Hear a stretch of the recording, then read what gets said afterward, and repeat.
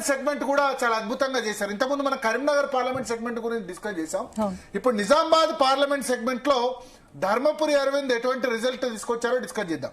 నిజామాబాద్ సంబంధించి ఇప్పుడు latest situation నేను చెప్తాను. నిజామాబాద్ కార్పొరేషన్ లో ఇప్పటి వరకు ఉన్న సిచ్యువేషన్ ప్రకారం 5 బీజేపీ గెలిచింది, 2 కాంగ్రెస్, 2 ఇతరులు. టోటల్ కనుక ఇప్పటికే 27-28 భారతీయ జనతా పార్టీకి వచ్చే పరిస్థితి ఉందని అక్కడ ఉన్నవాళ్ళు చెప్తున్నారు. నిజామాబాద్ కార్పొరేషన్ సంబంధించి ఆల్రెడీ అక్కడ 19 స్థానాల్లో లీడ్ లో ఉంది. ఆల్రెడీ ఒక 7-8 భారతీయ జనతా పార్టీ గెలిచింది. సో టోటల్ గా 27-28 దగ్గర రావచ్చు. అయితే నిజామాబాద్ పార్లమెంట్ సెగ్మెంట్ లో ఎటువంటి రిజల్ట్ తీసుకొచ్చారు బండి సంజయ్ అన్నది చూద్దాం.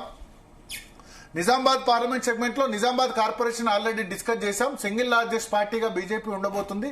సొంతంగా మేయర్ సీటును కైవసం చేసుకుంటారా లేకపోతే ఎవరు సపోర్ట్ అన్న అవసరం పడుతుందో చూడాలి. జగిత్యాల్లో నిజామాబాద్ పార్లమెంట్ సెగ్మెంటే Congress 21, BRS 4, BJP 6, independence 17. So Jagtial assembly నియోజకవర్గంలో 6 స్థానాల్లో బీజేపీ గెలిచింది. బోగస్ రావణి జగిత్యాల అక్కడ మున్సిపల్ చైర్మన్ గా గతంలో పనిచేశారు. సో ఆమె నేతృత్వంలో జగిత్యాల్లో ఎన్నికలు వెళ్ళింది. మంచి రిజల్టే, ఎందుకంటే జీవన్ రెడ్డి, సంజయ్ కుమార్ ఇద్దరు కొట్టుకున్న పరిస్థితిలో బీఆర్ఎస్ కంటే ఎక్కువ సీట్లు జగిత్యాల్లో ధర్మపురి అరవింద్ నేతృత్వంలో, బోగస్ రావణ్ నేతృత్వంలో వచ్చాయి. అక్కడ జగిత్యాల్లో 6 సీట్లు భారతీయ జనతా పార్టీ గెలిచింది. బీఆర్ఎస్ కు కేవలం 4 మాత్రమే వచ్చాయి. సో బీఆర్ఎస్ ను ఆల్మోస్ట్ 4వ స్థానంలోకి అక్కడ బీజేపీ నెట్టగలిగింది. నెక్స్ట్ చూస్తే రాయకల్ మున్సిపాలిటీ కూడా జగిత్యాల అసెంబ్లీ నియోజకవర్గం పరిధిలోకి వస్తుంది. ఇది కూడా ధర్మపురి అరవింద్ నిజామాబాద్ పార్లమెంట్ సెగ్మెంట్ పరిధిలోకి, జగిత్యాల అసెంబ్లీ పరిధిలోకి వస్తుంది. రాయకల్లో సింగిల్ లార్జెస్ట్ పార్టీగా భారతీయ జనతా పార్టీ నిలిచింది. 12 వార్డులకి రాయకల్లో బీజేపీ 5, కాంగ్రెస్ 3, బీఆర్ఎస్ 3, 1 ఇండిపెండెంట్.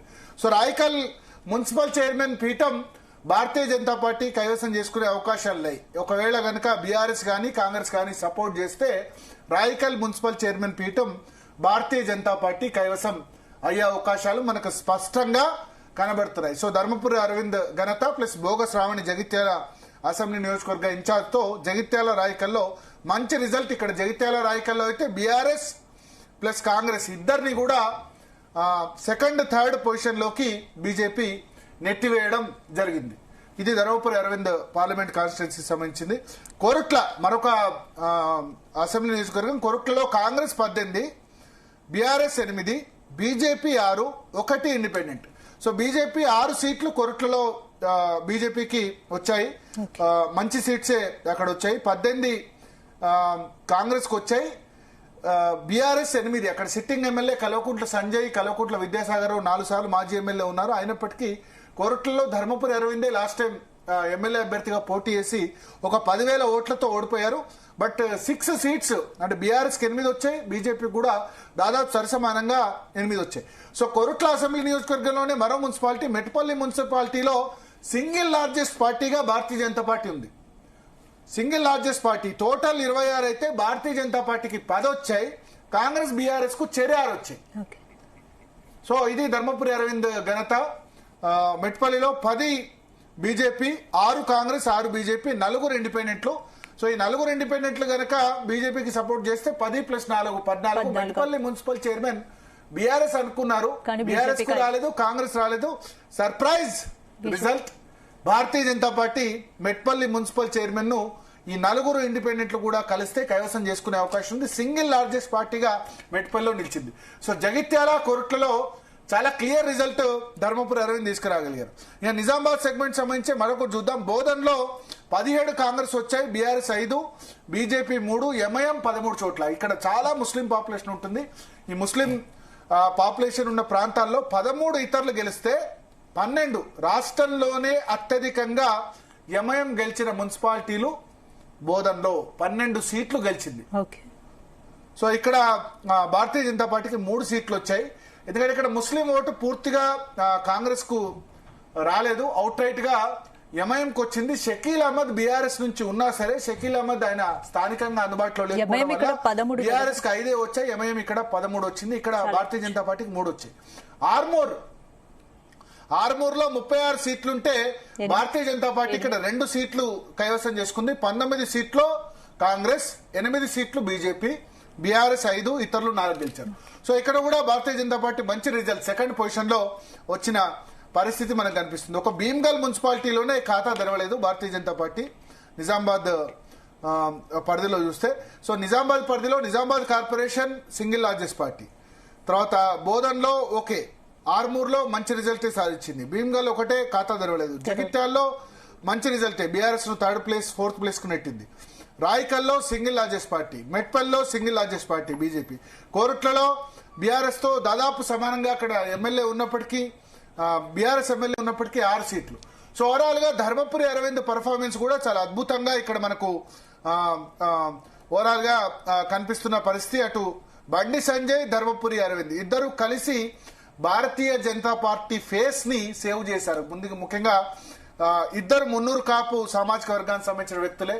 ఆ ఇద్దరు కూడా ఒకటేసారి ఎంపీగా ఎలక్ట్ అయ్యారు. 2019 లో ఒకేసారి కరీంనగర్ నుంచి బండి సంజయ్, నిజామాబాద్ నుంచి ధర్మపురి అరవింద్ ఇద్దరు గెలిచారు. సరే, వాళ్ళిద్దరి మధ్య ఇటీవల కాలంలో విభేదాలు వచ్చాయి. నేను అందుకని చెప్తున్నా, ధర్మపురి అరవింద్, బండి సంజయ్, ఈటల ఇద్దరు ముగ్గురు కలిశారంటే భారతీయ జనతా పార్టీ సునామీ ఉత్తర తెలంగాణలో ఉంటుంది. అది జాతీయ నాయకత్వం అర్థం చేసుకోవాలి, రాష్ట్ర నాయకత్వం అర్థం చేసుకోవాలి, కార్యకర్తలు అర్థం చేసుకోవాలి. వీళ్ళ ముగ్గురిని కలిపే బాధ్యత ఈ ముగ్గురు తీసుకోవాలి. కార్యకర్తలు మా కోసం కలిసి రండని ఈ ముగ్గురిని అడగాలి, ప్లస్ జాతీయ నాయకత్వం అడగాలి, రాష్ట్ర నాయకత్వం కూడా అడగాలి. మీరు ముగ్గురు కలిసిపోండి, కలిసిపోతే భారతీయ జనతా పార్టీకి ఇక్కడ ఉజ్వలమైన భవిష్యత్తు ఉంటుందని. ఎందుకంటే corporations Karimnagar, Nizamabad clean sweep చేశారు. ఇవాళ మున్సిపాలిటీస్ పెద్దగా నారాయణపేట మున్సిపాలిటీ కాకుండా మిగతా ఎక్కడ రాకుండా పెద్దదైన కార్పొరేషన్స్, ఎందుకంటే కార్పొరేషన్ చాలా ఇంపార్టెంట్. బీఆర్ఎస్ అయితే కార్పొరేషన్ 7 ఓడిపోయింది. ఎక్కడ కూడా బీఆర్ఎస్ సింగిల్ లార్జెస్ట్ పార్టీగా కూడా నిలవలేదు. కార్పొరేషన్ రావడం పక్కన పెడితే సింగిల్ లార్జెస్ట్ పార్టీగా కూడా బీఆర్ఎస్ నిలవలేదు. సో అటువంటి సిచ్యువేషన్ లో 2 కార్పొరేషన్స్ భారతీయ జనతా పార్టీ కైవసం చేసుకోవడం, దాని వెనుక ధర్మపురి అరవింద్, బండి సంజయ్ కృషి కూడా చాలా అద్భుతంగా ఉండడం అయితే డెఫినెట్ గా మనం